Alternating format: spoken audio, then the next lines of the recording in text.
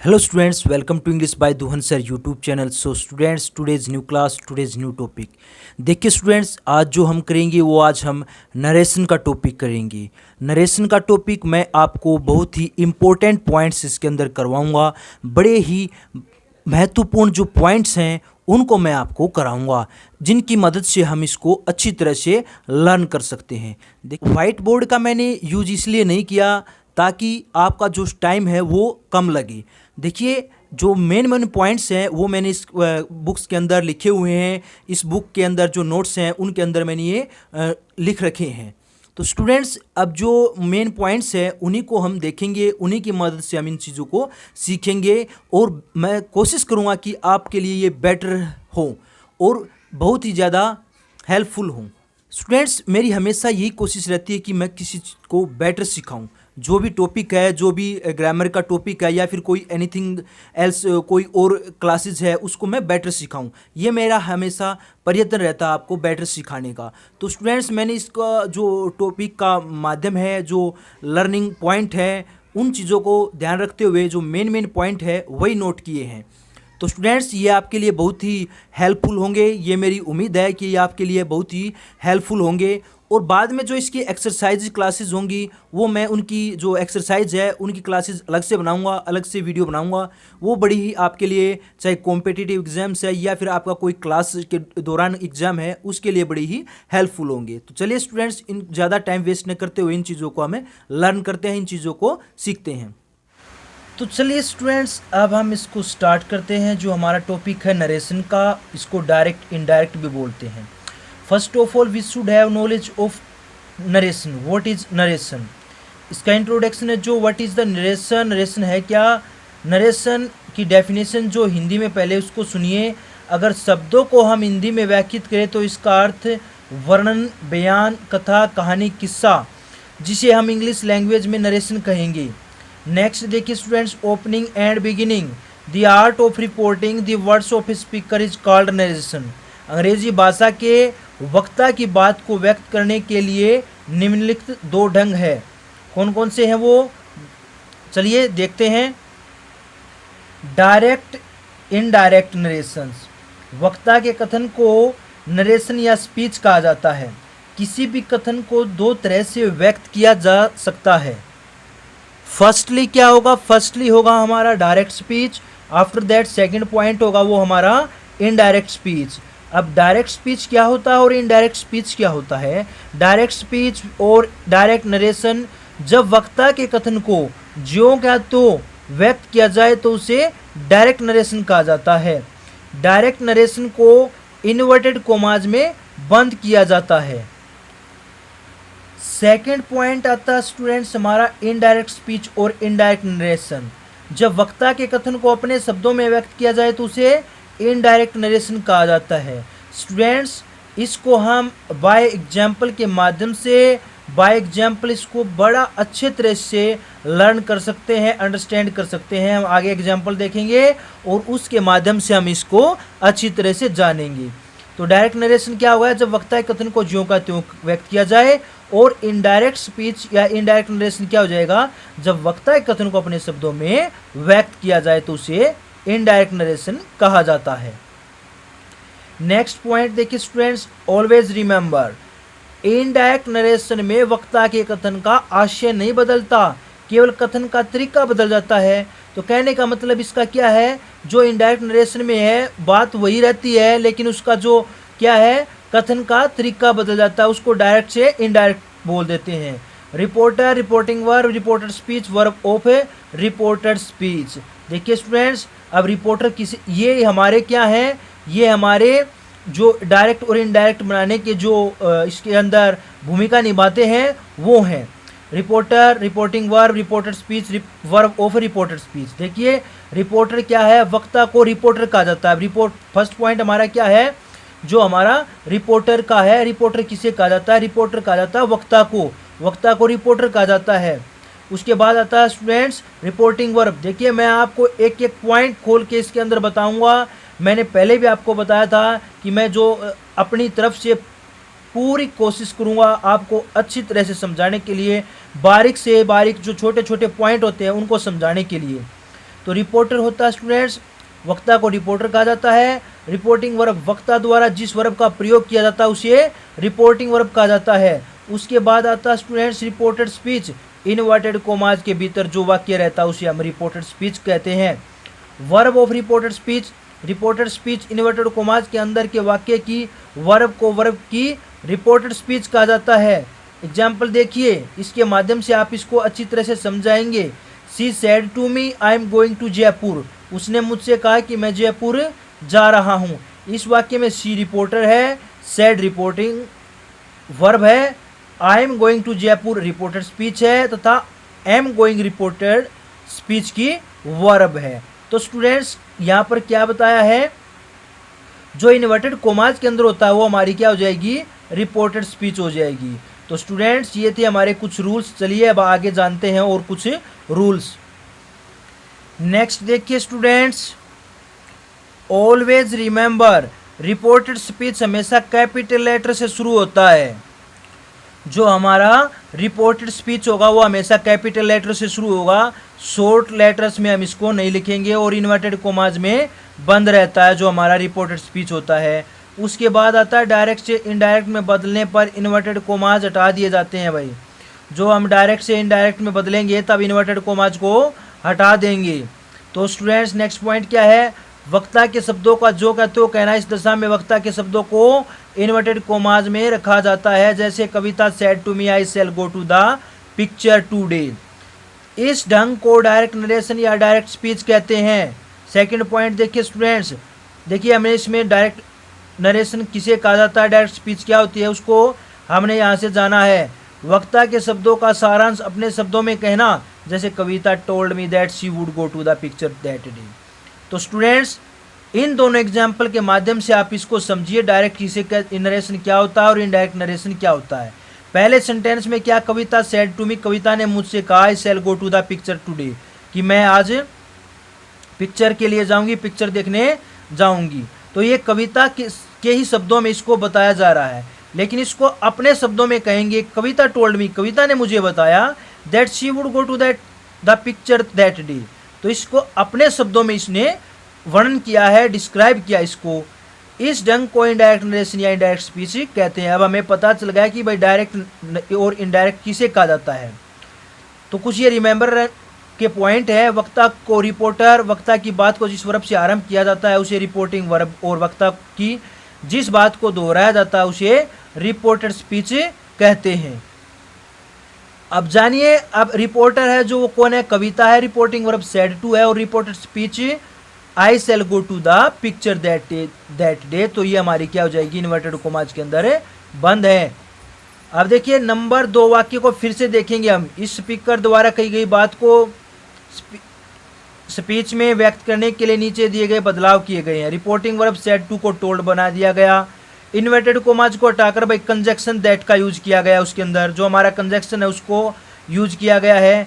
Reported speech के जो person I को सी में परिवर्तित कर दिया गया भाई, उसको चेंज कर दिया गया है। रिपोर्टेड स्पीच के वर्ब को सेल को वुड गो में बदल दिया गया। अब अन्य परिवर्तन में टुडे को दैट डे में बदल दिया गया। तो ये कुछ रूल्स है जो मैं आगे आपको बताऊंगा, आगे आपको अच्छी तरह से इसके बारे में टीच करूंगा कि किस तरह से चेंज होंगे। ये तो एक छोटा सा एक मेथड है, एक रूल्स है उसको समझने के लिए कि डायरेक्ट किसे कहते हैं और इनडायरेक्ट किसे कहते हैं और कैसे ये चेंज होगा। नेक्स्ट पॉइंट देखिए स्टूडेंट्स, डायरेक्ट स्पीच के हर वाक्य को इनडायरेक्ट स्पीच में बदलने के लिए कुछ परिवर्तन करने पड़ते हैं। कौन कौन से परिवर्तन करने पड़ते हैं, कौन कौन से चेंजिंग हमें करने पड़ेंगे। तो देखिए डायरेक्ट स्पीच को इनडायरेक्ट स्पीच में बदलने के नियम है रिपोर्टिंग वर्ब को बदलना। पहले हम किसको चेंज करेंगे स्टूडेंट्स, पहले हम रिपोर्टिंग वर्ब को चेंज करेंगे। इन रूल्स को आप लर्न कर लो अच्छी तरह से। पहले हम रिपोर्टिंग वर्ब को चेंज करेंगे। रिपोर्टिंग वर्ब सेड टू को रिपोर्टेड स्पीच के सेंटेंस के अनुसार बदला जाता है। इन्वर्टेड कोमाज को हटाना, इन्वर्टेड कोमाज को हटाकर उनके स्थान पर कोई उपयुक्त कंजक्शन लगाया जाता है। प्रोनाउंस को चेंज करना, इससे चेंज के लिए हम आगे चार्ट बनाया है, उसे हम ध्यान से देखेंगे भाई कौन कौन से वो चार्ट है, किस तरह से हमने चार्ट बनाए हुए हैं। प्रोनाउंस का जो चार्ट है उसके अनुसार हम इसको चेंज करेंगे। तो स्टूडेंट्स ये है हमारा चार्ट, इसको हम चेंज करेंगे पर्सन है हमारा, नॉमिनेटिव प्रोनाउंस है, पजेसिव प्रोनाउंस है, ऑब्जेक्टिव प्रोनाउंस है, रिफ्लेक्सिव प्रोनाउंस है, सेकंड पजेसिव प्रोनाउंस है। First person I we, first person होता है हमारा आई वी। आई वी को हम किस में चेंज कर देंगे? I, my, me, myself, mine, we, our, us, ourselves और आवर्स। नेक्स्ट देखिए स्टूडेंट्स, देखिए मोस्टली हम किस ये यूज करते हैं? I, my, me, we, our, us. हमें मोस्टली यही लर्न रखना पड़ेगा। नेक्स्ट पॉइंट आता है स्टूडेंट्स हमारा you, yours, you. Second person जो किस में चेंज हो जाएगा? You, yours, you, yourself, yourselves और योवर्स। नेक्स्ट आता है थर्ड पर्सन। थर्ड पर्सन किस में चेंज होता है? देखिए ये जो क्वेश्चन आएगा आगे हम बताएंगे। He, his, him, she, her, it, its, they, their, them, ये हमारे थर्ड पर्सन है, इनमें चेंज हो जाएंगे। और जो रिफ्लेक्सिव प्रोनाउंस होगा वो हिमसेल्फ में हो जाएगा। सेकंड पजेसिव प्रोनाउन हिज में हो जाएगा, herself, hers, themself, theirs. तो स्टूडेंट्स ये था हमारा कुछ ये चार्ट है, टेबल है, जिसके अकॉर्डिंग हमें चलना पड़ेगा। जो रूल्स है इसके वो लर्न रखने पड़ेंगे।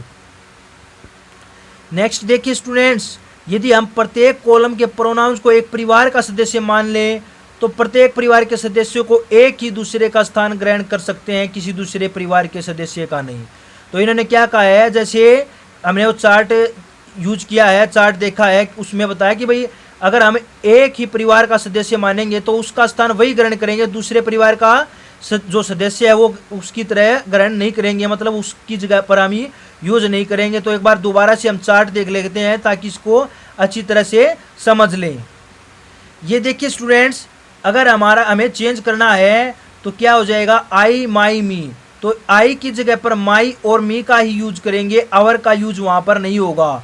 यू, योवर्स, यू, तो ये ही इसका चेंज होगा, यू की जगह पर आवर यूज नहीं करेंगे। तो इसी तरीके से हमने इसको सीखा है, इसी तरीके से मैं आपको बता रहा हूँ। तो स्टूडेंट्स ये जो मैंने अभी पॉइंट्स बताए थे आपको, कहने का मतलब ये था कि किस तरह से उसी परिवार का सदस्य उसका स्थान लेगा। तो स्टूडेंट्स चलिए आगे चलते हैं। ये देखिए स्टूडेंट्स, एक प्रोनाउंस है, प्रोनाउंस को हम सन बटा 123 के जो रूल है उसके अनुसार हम उसको चेंज करेंगे। जो हमारा प्रोनाउंस है सन बटा 123, 123 जो है वो क्या है? सन बटा 123। सन होता है सब्जेक्ट, ओ से होता है ऑब्जेक्ट और एन से होता है नो चेंज। ये हम एक फार्मूला बनाया हुआ है जिसको लर्न करने के लिए, ताकि सभी को ये अच्छी तरह से लर्न रहे। तो देखिए स्टूडेंट्स, अब क्या है? सन सब्जेक्ट, ओ ऑब्जेक्ट और एन नो चेंज। 123 का मीनिंग क्या हो जाएगा? यहाँ पर 1 का फर्स्ट पर्सन, 2 का सेकंड पर्सन और 3 का नो चेंज थर्ड पर्सन। तो फर्स्ट पर्सन अकॉर्डिंग टू हमारा सब्जेक्ट के अनुसार चेंज होगा, second person according to object के अनुसार चेंज होगा और थर्ड पर्सन नो चेंज, मतलब थर्ड पर्सन चेंज नहीं होगा। First person I, my, me, we, our, us किसमें सेकंड पर्सन परिवर्तित होता है? थर्ड पर्सन परिवर्तित होता है किसमें? इस तरह से ये बताए गए हैं कि भाई किस में ये परिवर्तित होगा, किस में ये चेंज होगा। और हमें ये याद रखना है जो चेंज होगा वो सिर्फ रिपोर्टेड स्पीच में होगा, रिपोर्टेड स्पीच में हमें चेंज करना है। फर्स्ट पर्सन रिपोर्टिंग वर्ब के सब्जेक्ट के अनुसार चेंज होता है, जो हमारा फर्स्ट पर्सन होगा वो रिपोर्टिंग वर्ब के सब्जेक्ट के अनुसार चेंज होगा। आगे कुछ सेंटेंसेज होंगे उनके माध्यम से हम इनको समझेंगे, ये एक रूल्स है लर्न करने के लिए। सेकंड पर्सन है रिपोर्टिंग वर्ब के ऑब्जेक्ट के अनुसार चेंज होगा, थर्ड पर्सन इसमें कोई चेंजिंग नहीं होगा।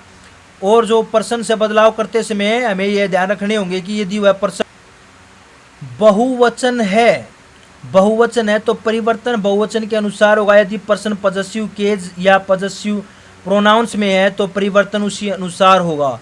पर्सन का परिवर्तन, पर्सन का जो चेंजिंग होगा डायरेक्ट से इनडायरेक्ट में चेंज का एक महत्वपूर्ण इंपॉर्टेंट पार्ट है वो उसका। पर्सन का नंबर एवं प्रोनाउंस केस नहीं बदला जाता। देखिए स्टूडेंट्स, अब हम इसको एक एग्जाम्पल के माध्यम से समझेंगे किस तरह से ये सेंटेंसेज हैं। चलिए कुछ एग्जाम्पल्स के माध्यम से हम इनको समझते हैं। देखिए, जब भी रिपोर्टेड स्पीच में आए फर्स्ट पर्सन के प्रोनाउंस को रिपोर्टिंग वर्ब के सब्जेक्ट के अनुसार बदला जाता है। कैसे? देखिए, रिपोर्टेड स्पीच में आए फर्स्ट पर्सन को सी सेज, जो हमारा डायरेक्ट है वो क्या है? She says I am in 8th class. तो she says that she is in 8th class. अब जो ये हमारा फर्स्ट पर्सन है ये अकॉर्डिंग टू सब्जेक्ट के अनुसार चेंज होता है। किसके अनुसार चेंज होगा, अकॉर्डिंग टू सब्जेक्ट के अनुसार चेंज होगा।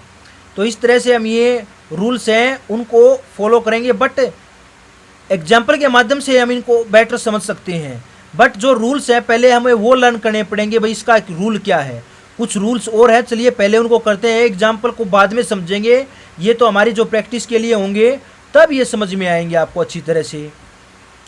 चलिए स्टूडेंट्स, सबसे पहले हम जो निकटता रूपी समीपता प्रकट करने वाले शब्द हैं उनको लर्न करते हैं। उनको अच्छी तरह से हम समझेंगे कि कौन से सेंटेंसेस में किस तरह से जो चेंज होंगे वर्ड, वो किस तरह से हमें चेंज करने होंगे। तो सबसे पहले हमें इन चीज़ों की नॉलेज होनी चाहिए। उसके बाद है ना हम टेंस चेंज होंगे कि कौन सा टेंस किस में चेंज होगा वो करेंगे। उसके बाद ही ये हमारे जो सेंटेंसेस होते हैं जो हमारे डायरेक्ट से हम इनडायरेक्ट बनाएंगे वो चेंज होंगे। फर्स्टली हमें इन रूल्स का पता होना चाहिए। अगर हमें इन रूल का पता है, इन रूल्स को हम जानते हैं, तो हमें कोई प्रॉब्लम नहीं होगी चेंज करते हुए, न ही कोई मिस्टेक होगी। तो सबसे पहले इसको लर्न करना, इनको जानना जरूरी है।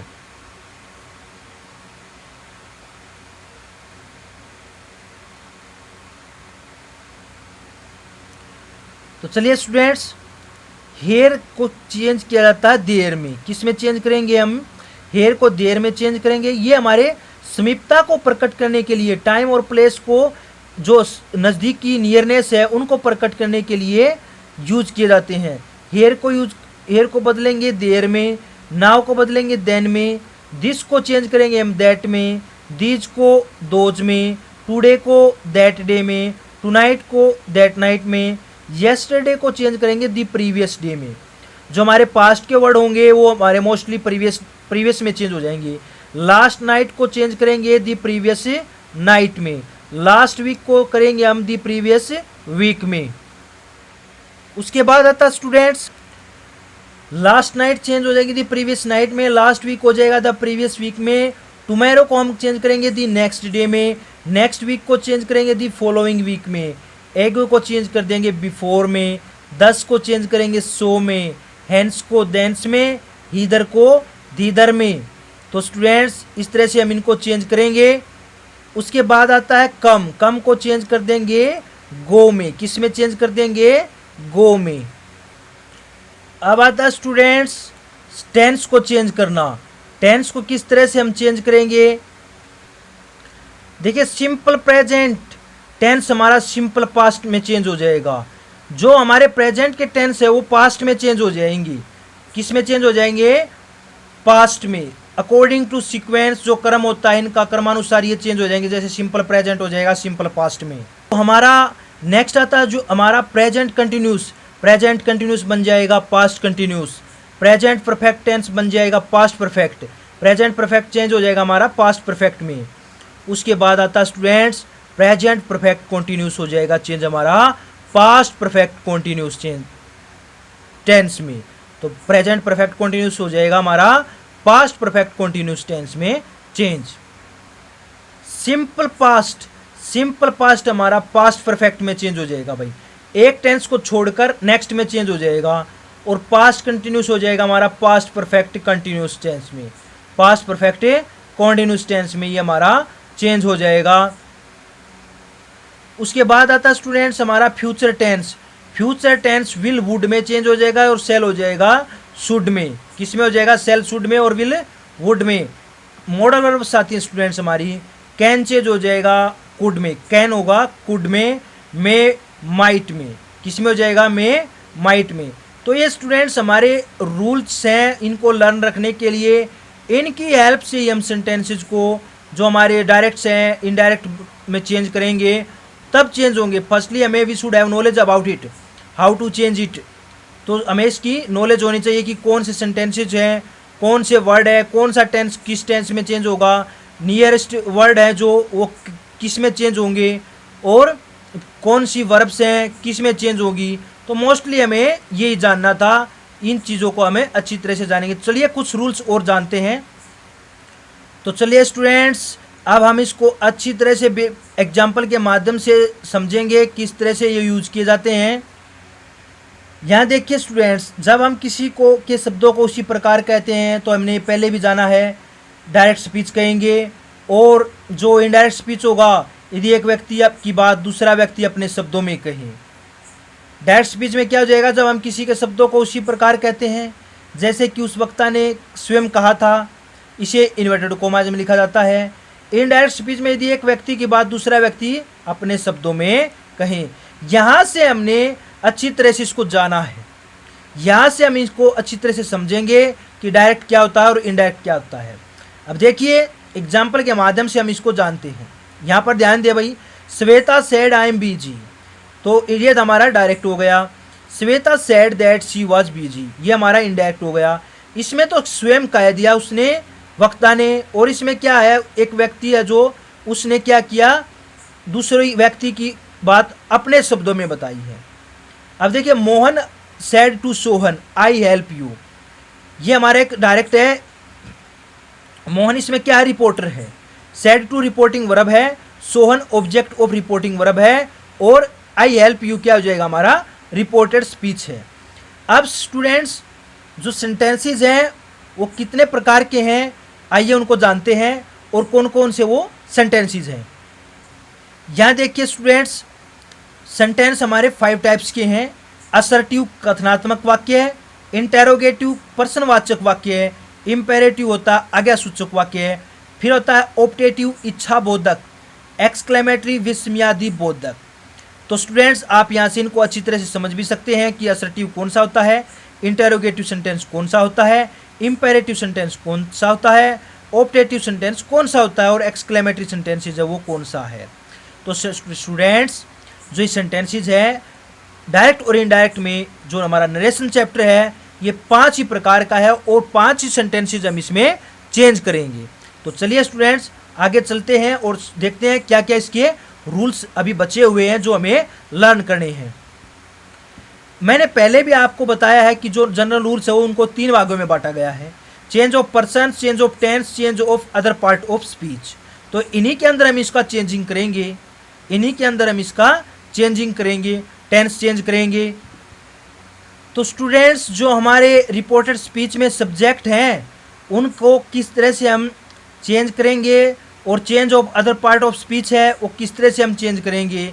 देखिए स्टूडेंट्स, कुछ पॉइंट्स इसमें छूट गए हैं, वो मैं भी आपको करा रहा हूँ। जो हमारे नियरेस्ट और समीपता के वर्ड हैं, निकटता के वर्ड हैं, ये मैंने आपको बता दिए थे। दिस दैट में चेंज हो जाएगा, दिस दोज में, हियर देयर, नाउ देन, दस सो। कुछ वर्ड्स इसके अंदर छूट गए थे, वो अब देख लो। दस सो में, हेंस देंस में, टुडे दैट डे में, टुनाइट दैट नाइट में, दिस डे दैट डे में, दिस नाइट दैट नाइट में चेंज हो जाएगा, tomorrow the next day, yesterday the previous day. तो जो हमारा लास्ट है वो किस में चेंज हो जाएगा, दी प्रीवियस में। प्रीवियस में पास्ट के चेंज हो जाएंगे, लास्ट के चेंज हो जाएंगे। नेक्स्ट में हो जाएगा the following, come, go, a year ago, a year before, the day before, yesterday किस में चेंज हो जाएगा, किस में चेंज हो जाएगा भाई, 2 days बिफोर में। सो स्टूडेंट्स, ये हमारे रूल्स हैं जिनकी मदद से हम इसको, जो हमारे डायरेक्ट है उनको इनडायरेक्ट में चेंज करेंगे। देखिए स्टूडेंट्स, मोस्टली जो बातें थी, जो रूल्स थे वो मैंने आपको बता दिए। अब जो मेन पॉइंट्स बचता है हमारा प्रैक्टिस का है, एक्सरसाइज की प्रैक्टिस का है। एक्सरसाइज की प्रैक्टिस करेंगे तब हम इन रूल्स को रिवाइज भी करेंगे और उनको लर्न भी करेंगे, अच्छी तरह से इनको सीखेंगे। बिना एक्सरसाइज की प्रैक्टिस के, बिना एक्सरसाइज की प्रैक्टिस के से हम इनको नहीं समझ सकते, नहीं लर्न कर सकते। ये रूल्स हैं जो आप अपने नोट्स भी बना सकते हैं और इनको लर्न भी कर सकते हैं। तो नेक्स्ट वीडियो में स्टूडेंट्स मैं आपको इनके जो सेंटेंस प्रैक्टिस है डायरेक्ट से इनडायरेक्ट बनाएंगे, तो उसकी जो एक्सरसाइज है वो कराऊंगा।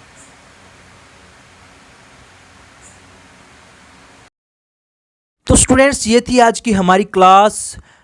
उम्मीद करता हूँ कि आपको बहुत अच्छी तरह से ये समझ में आ गई होगी। अगर फिर भी आपको कोई डाउट है तो आप मेरे को कमेंट के माध्यम से बता सकते हैं। और मैं पहले भी बता चुका हूं कि संडे को ही इन चीज़ों का सॉल्यूशन होगा। जो भी आपकी प्रॉब्लम्स है वो संडे को मैं उनका सॉल्यूशन आपको कराऊंगा।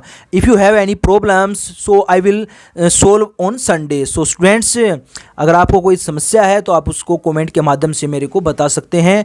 तो students, in the last I want to say, अगर आपने मेरे चैनल को सब्सक्राइब नहीं किया है तो चैनल को सब्सक्राइब कीजिए, वीडियो को शेयर कीजिए, लाइक कीजिए। मिलते हैं नेक्स्ट वीडियो में नेक्स्ट टॉपिक के साथ। तब तक के लिए have a good day, have a nice day.